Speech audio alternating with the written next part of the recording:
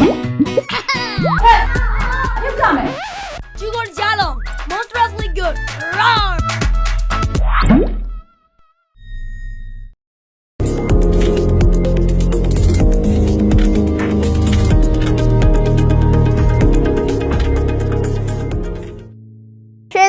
ရွှေစွန်ညိုဘာကိုလို့ဝယ်ပါလဲသမီးတို့ငယ်ငယ်တုန်းကမြန်မာဖက်စာအုပ်ထဲမှာတင်ခဲ့ရတဲ့ရွှေစွန်ညိုကဗျာလေးကိုအားလုံးပဲမှတ်မိနေမယ်လို့ထင်ပါရဲ့ဒီနေ့တော့ရွှေစွန်ညိုကဗျာလေးကိုယူရင်းနဲ့ကစားလို့ရတဲ့ကစားနည်းလေးကိုသမီးနဲ့အတူတူတငယ်ချင်းတွေကကစားပြသွားမှာဖြစ်ပါရဲ့ရှင်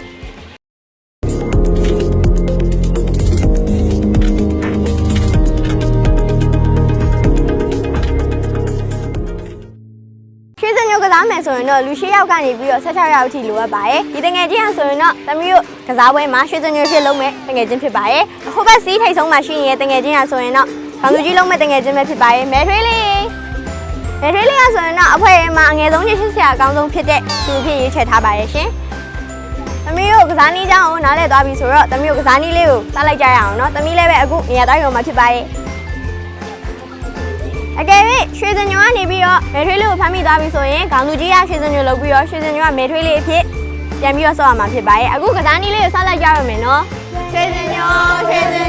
ဘာကိုလို့ဝဲပါတယ်ဘာထွေးလို့ဝဲပါတယ်မဲထွေးမပါထိုးချီတာပပရံပြနောက်ကတာမဲထွေးအတာခါလာတယ်ချောင်းငယ်ရေးနဲ့သေးပါမယ်ချောင်းငယ်ရေးနဲ့နှွေမှာခန့်ညီငယ်ရေးနဲ့သေးပါမယ်ညီငယ်ရေးနှွေမှာခန့်ပင်လေရေးနဲ့သေးပါမယ်ပင်လေရေးဘယ်မှာခန့်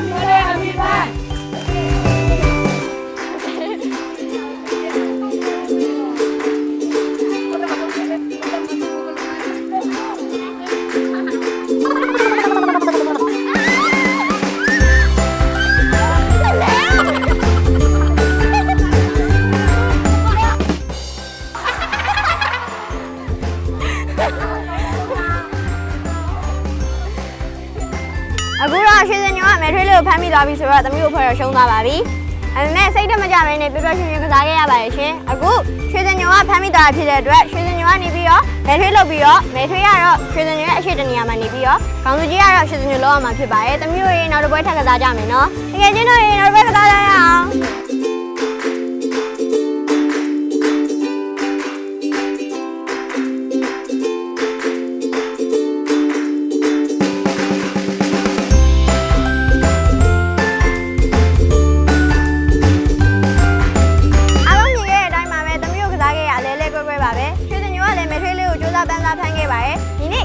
အရန်ကိုပြောစရာကောင်းပါရဲ့ပြီးတော့ဒီနေ့ဂျူကနေပြီးတော့သမီးတို့တငယ်ချင်းတွေကိုလက်ဆောင်လေးချိမိပေးသွားမှာဖြစ်ပါရဲ့အယုတ်ကြည့်ရတာပါ